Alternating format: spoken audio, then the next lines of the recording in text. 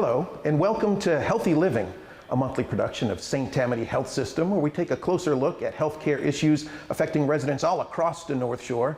And you may already have noticed that we've made a few changes to the show, good eye. And really what we're trying to do is reformat the show to give us a chance to get our cameras more frequently out of the studio and into the parish's healthcare spaces, and thus give you an even closer look at the stories we're covering. Today, for example, we're coming at you from the second floor waiting area of St. Tammany Parish Hospital's new patient tower right along Tyler Boulevard.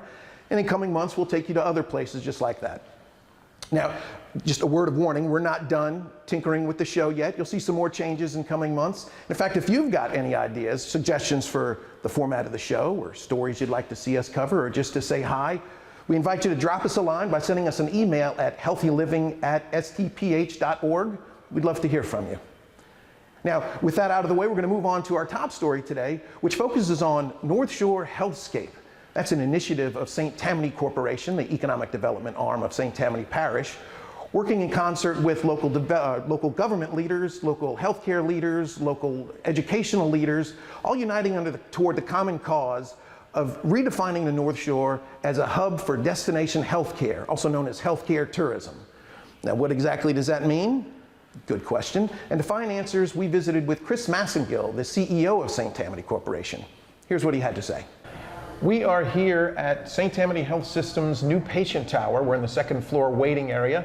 And we've got Chris Massengill with us, the CEO of St. Tammany Corporation. Welcome to the show. Thank you very much. Glad to be with you. Happy to have you. And so today's show, we're focusing on Northshore Healthscape and what is it, healthcare tourism? So let me get... It's tied into, all those things are tied in together. Well, so let's start at the beginning. Tell me, what is Northshore Healthscape and what is healthcare tourism? Well, the Northshore Healthscape is a new collaborative of major healthcare partners, not just in St. Tammany, but in Washington Parish and Tangipahoa parishes. Our major healthcare leaders coming together to saying, look, we see value in collaborating on talent, workforce development related issues. We see value in saying, hey, let's build the entire ecosystem for healthcare related businesses, which is where economic development comes in, right?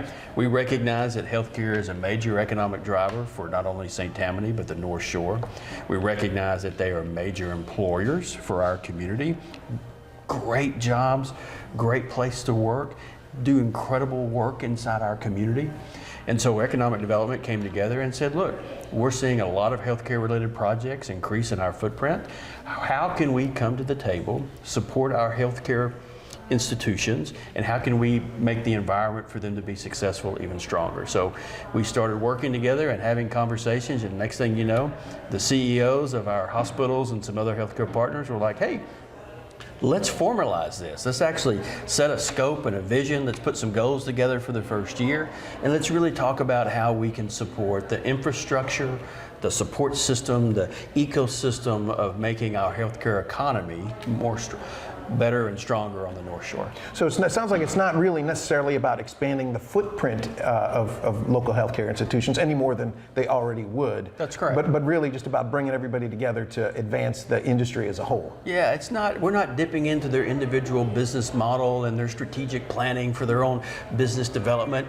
We encourage that, we support that, but what we're trying to do is lift the entire healthcare sector and on the North Shore, right? Because we see business development opportunities with more job creation. We see an opportunity to invest in the infrastructure and the ecosystem that supports the individual operators and providers and institutions and organizations across multiple sectors in healthcare, from mental health to individual practices to institutions to even different sectors as it relates to the supply chain for healthcare. We know that we are strategically positioned on the I-12 corridor. We have a competitive advantage when it comes to logistics and distribution types of projects, and we think that that's also a tie-in to the supply chain that supports healthcare. Very good. And I know this was announced in, I believe, late April, early May. That's right. I remember seeing some pictures. Yes. And it was a really crowded room at the announcement. So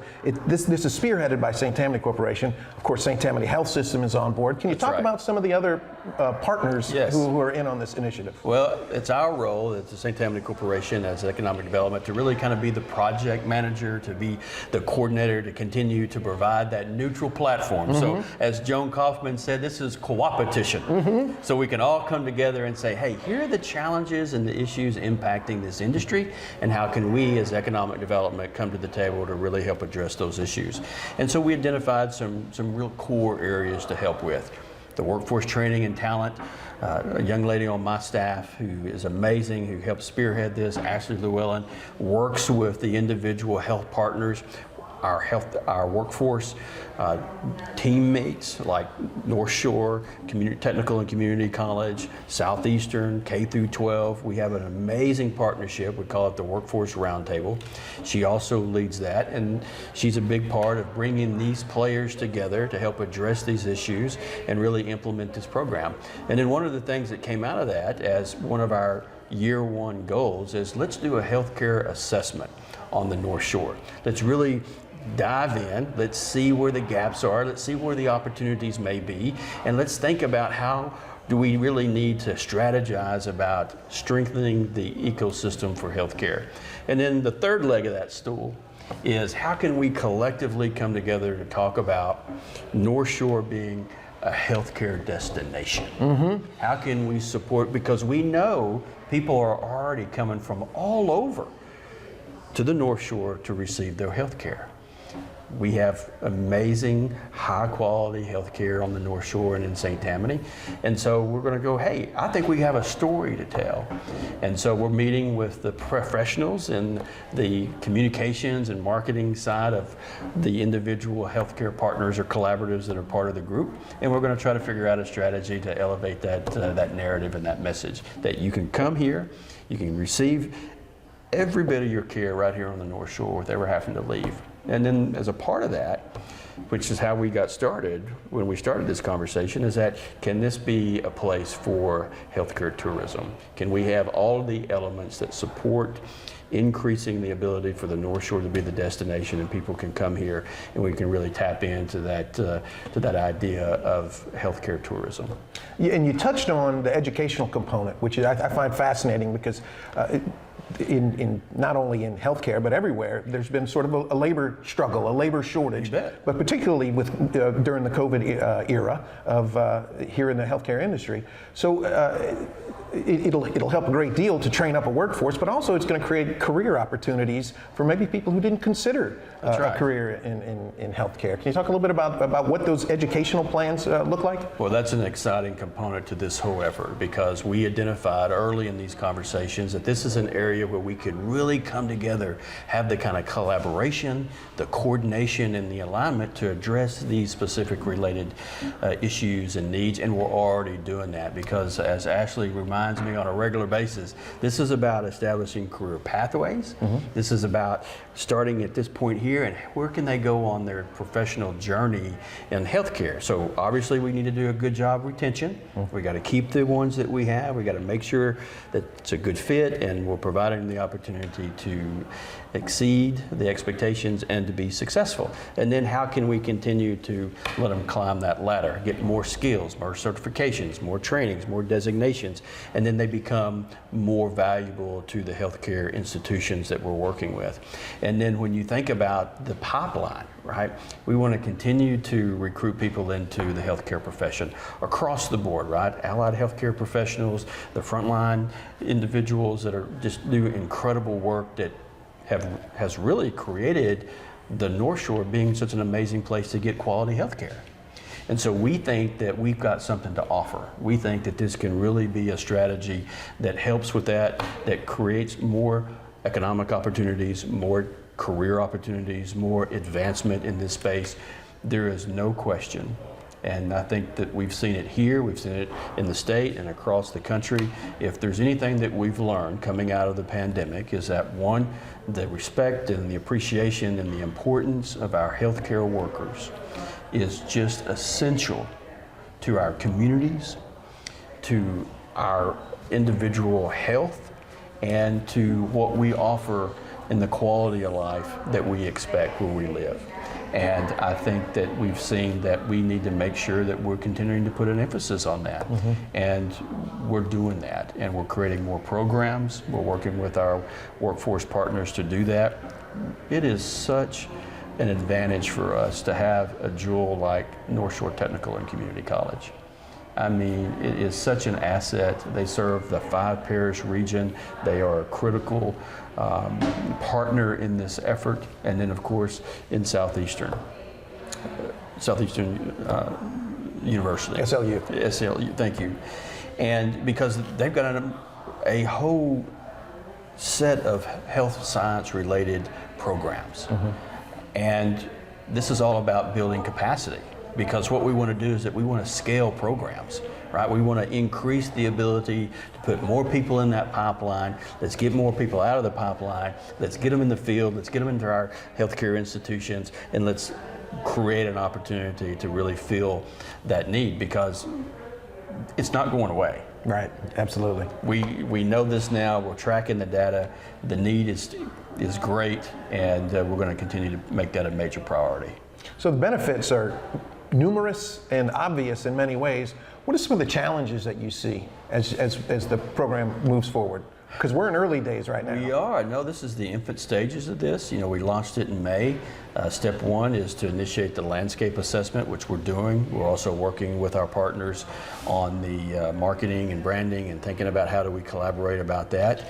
And then we want to make sure we have staying power, right? We want to go the distance. We want to continue to have collaboration. We want to continue to increase the people and entities that are involved in this effort. And we want to make sure that we are delivering on the promises and the expectation. We want to create a real ROI and demonstrate that economic development in our role of helping to support our industry sectors, and healthcare being a primary industry sector for us on the North Shore, we want to make sure that we're being very intentional about that. And so yes, I mean, it's not easy, particularly when we talk about the workforce piece, because it is cradle to grave, right? And we've got to work with all of those components. And so I'm a big believer you can't just identify one particular piece. You really got to touch a lot of different areas, a lot of different aspects all at the same time. So part of that then creates challenge with capacity, right? Do we continue to have the resources to put the programs in place? And then we want to continue to stay focused on scalability. Yeah, very good. And I know as it gets started, it's envisioned as a 3-year pilot program, am I correct? Yes, sir. So where do you see it in 2025? Looking at your crystal ball. Oh, wow. Oh, my gosh. Where do I see it in 2025? Where hopefully that we've had real demonstrated tangible results of this collaborative. This is the first of its kind, right? There's been some other variations. There's been some other organizations that have come together to try to address a couple of these issues, but this is kind of a new way of thinking about coming together, working with the private sector, economic development, with our healthcare institutions, our education institutions and partners, to really put together a strategy of how we elevate the entire ecosystem for healthcare. Not just one institution, not just one component of the healthcare piece, but how do we look at the broader healthcare sector on the North Shore, and how do we continue to create business opportunities? How do we continue to elevate the accessibility and the quality and the service delivery? And then how do we support the individual healthcare institutions in their individual missions, right? That we're all doing this collectively. Yes, each institution is still going to have their goals and missions and business strategies. We're not dabbling into that. And we don't do a lot of policy work, right? Some of the institutions and alliances or collaborations, you know, they work on various components. We're staying focused on those major areas of talent and workforce, infrastructure, the greater collaborative effort to put things in place where we can work on things together.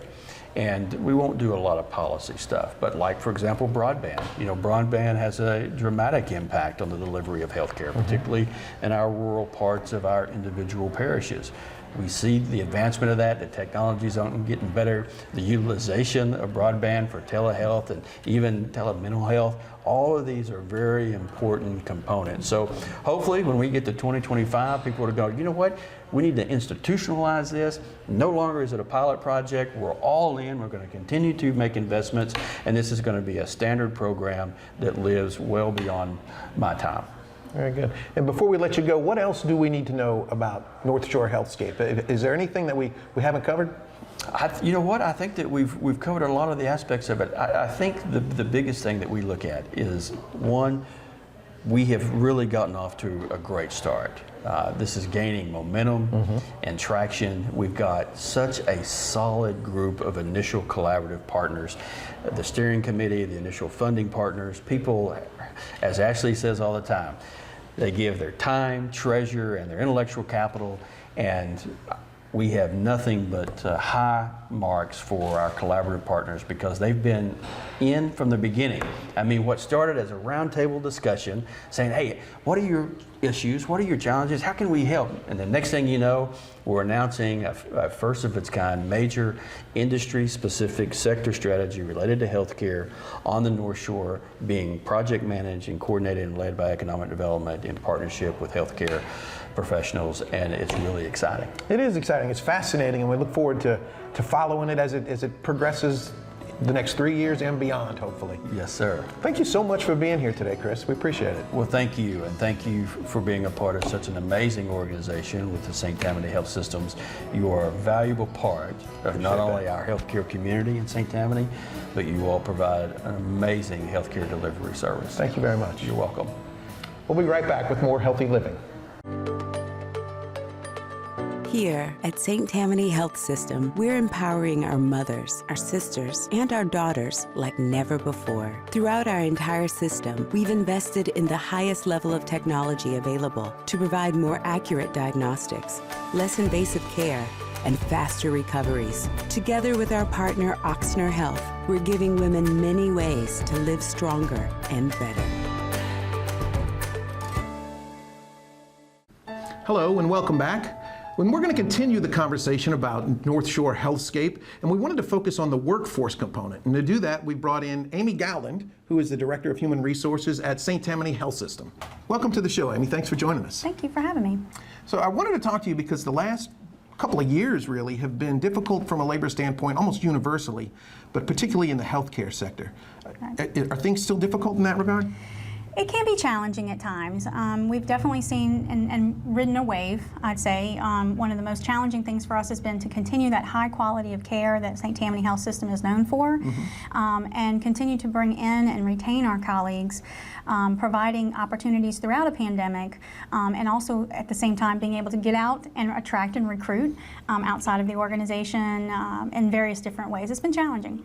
But I guess from what I'm hearing, though, is if for a good candidate, this is a good time to get into the healthcare sector. Absolutely. Now more than ever, there have been so many more initiatives and endeavors, not only in our local area, statewide, but in the nation in some way, to attract persons to find a way to navigate through the channels, whether it be through education or one-on-one trainings and organizations to give you the experience that you need to get into a healthcare setting.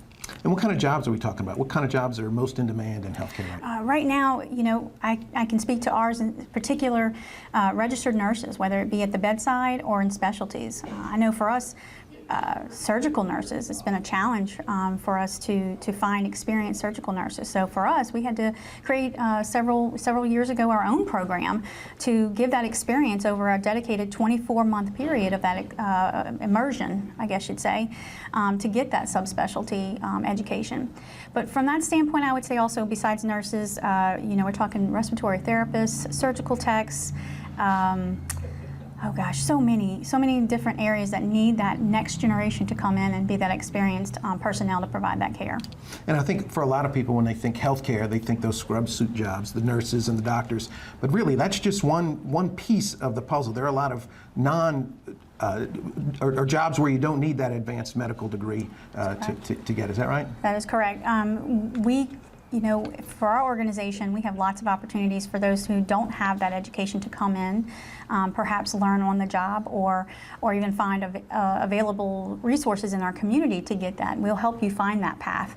But I'll give an example. Our CNAs here at St. Tammany, we found that we weren't getting the candidates that we needed. So we had to find our way to channel those persons and get them educated. So we started a CNA program, and actually this week it started in its education format. So we're excited to welcome in at least 10 to 12 different new CNAs that didn't have that opportunity before. And it's not even all really clinical. You also have communications professionals and human resources professionals. Right. St. Tammany is a little city. Like most hospitals, we take all roles to function. So we talk about HR, administrative, you know, from materials management to our security department. There's so many different various roles that it takes for our organization to continue to prosper and run as efficiently as it can. And I know that Northshore Healthscape, its main goal is to really transform the region, the North Shore region, into a healthcare destination. And that sounds to me like it's really just going to put more of an emphasis on getting good, trained workers. Is that right? Absolutely, and it definitely is a partnership because St. Tammany can't do it alone. The community of St. Tammany needs to have these different assets, like whether it be the Northshore Healthscape, our organizations in our area that are educational organizations, to step up and definitely provide different channels to help get us those candidates here in our North Shore region. Very good. And that's all the questions I had for you. Thanks so much for joining us today. Thank you for having me. And we'll be right back with more Healthy Living. Everyone at St. Tammany Health System wants you to join our culture of people. People who care. People who make things just right. People who listen and appreciate you. People who celebrate your good days and understand the difficult ones. Join the health system where the people at your side make every day a fulfilling experience. Join the culture of St. Tammany Health System. Welcome back. You're watching Healthy Living, a production of St. Tammany Health System, and we're going to switch gears a little bit and talk about what is one of my favorite initiatives here at the hospital with one of my favorite people, Nicole Surrey, Executive Director of the St. Tammany Hospital Foundation. And for those who don't know, St. Tammany Hospital Foundation is, correct me if I'm wrong, a charitable institution that funnels the generosity of local residents to continue the healing mission of St. Tammany Health System. Am I right about that? I couldn't have said it better myself, right, Mike. Awesome. But today I want to talk to you about the Foundation's Healing Arts Initiative. Yes. Which, will you tell me, what is the Healing Arts Initiative? Well, our Healing Arts Initiative is dedicated to transforming the patient experience by connecting our patients, our families, and our visitors with the power of the arts while they are here within our facilities. And we're talking about local artists, the work of local artists, Yes, am I right? yes. We have local artists that specialize in music, visual arts, even design, and we take all of those elements and we integrate them for expressive and educational and therapeutic purposes. Very good. In fact, we're standing in front of one of those pieces. Yes, isn't this beautiful? This is the work of Craig McMillan, am I right? This is Craig McMillan, and we have we're very fortunate to have a number of his pieces in our health system, and it's just one example of just how stunning our local artists' work is, and also how art is more than just the beautiful paintings that you see. You can also have three-dimensional artwork on the walls. That's right, and also I think that if I'm not mistaken, the whole Healing Arts Initiative started with the purchase of a piano, am I right? Yes, I love telling the story. I love that this program that has become nationally recognized and award-winning started with the idea of our employees. Our employees, through our annual employee campaign, they donated money, some seed money, to begin this program, and with it they chose to get the player piano in the lobby, some painted ceiling tile murals like in our MRI, and they also did aquariums in 2 of our pediatric areas. Oh, that's so cool. Yeah. And that piano is still there in the lobby today? It's still there. I love walking past and hearing Yes, and I mean, we've done stories on the different people that play it. We have, employees like our security guard that often plays on the piano. We have guild volunteers. We have, families and guests will just stop and ask if they're allowed to play on it. And so there's always music in the lobby. That's great. That's great. But one of the things I wanted to talk to you about today was this past summer, you guys got a couple of sculptures from a former local artist and gallery owner, Jed Mallets. Can you tell me about those? Yes, it's very, very exciting for the health system and for the Foundation's Healing Art Initiative. So we were contacted by Jed, who had a piece And we were also contacted by a local donor in the community that owned one of his pieces. And they both had come together and they wanted to donate them to the health system.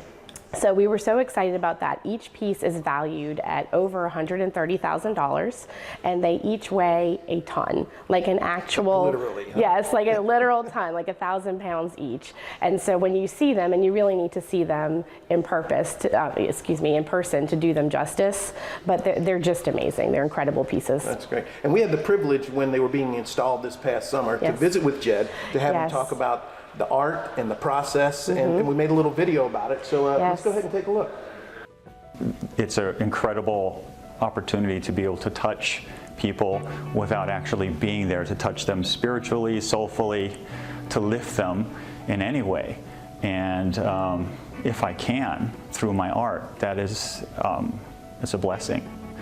I'm Jed Mallitz. I am a glass artist. I work with cold glass, so I use water jet fabricators to cut the glass, and the ultimate goal is to represent the human form both physically and through light. So using the light, which is refracted by the art, it shows an alternate perspective of the individual, in a sense representing their soul. Yes, it is a dream come true to be able to manifest, to physically create something that was just a dream. And I've never really done glass work before. I had never worked with fabricators before. Very hard to find fabricators willing to give artists time, especially when the fabricators have big machines that are used by their clients for military and aerospace and other applications. I'm very excited to be installing 2 pieces in the coming days, both here at the St. Tammany Cancer Center and the St. Tammany main campus a few blocks from here. So Siren is roughly 6 feet tall. She's made of glass, aluminum, and stainless steel.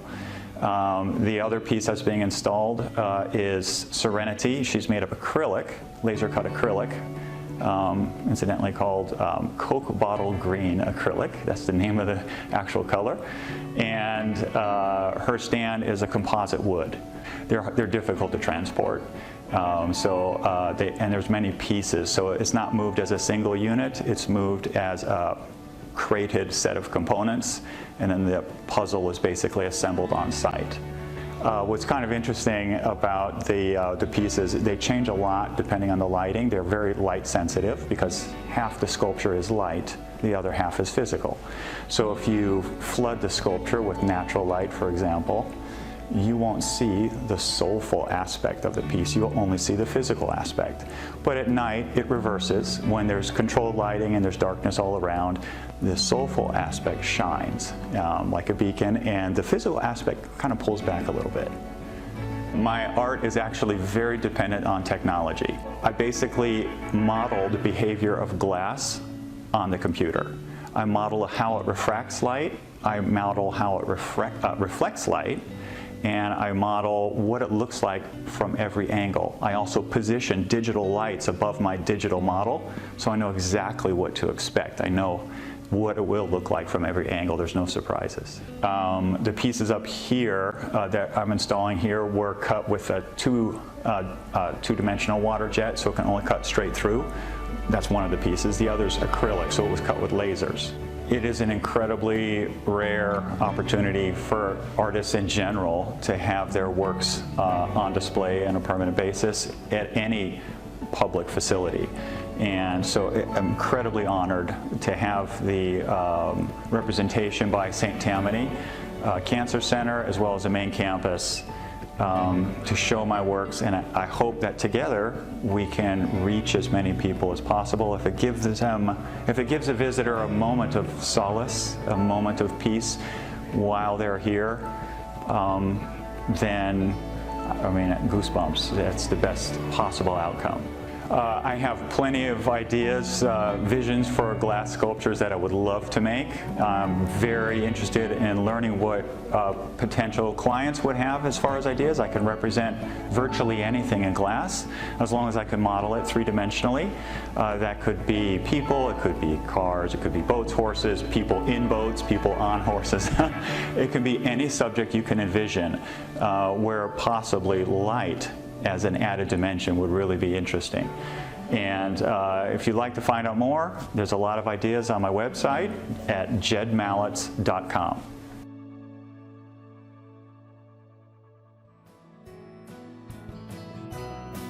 That's all we've got for you this month. Please join us again next month for more healthy living.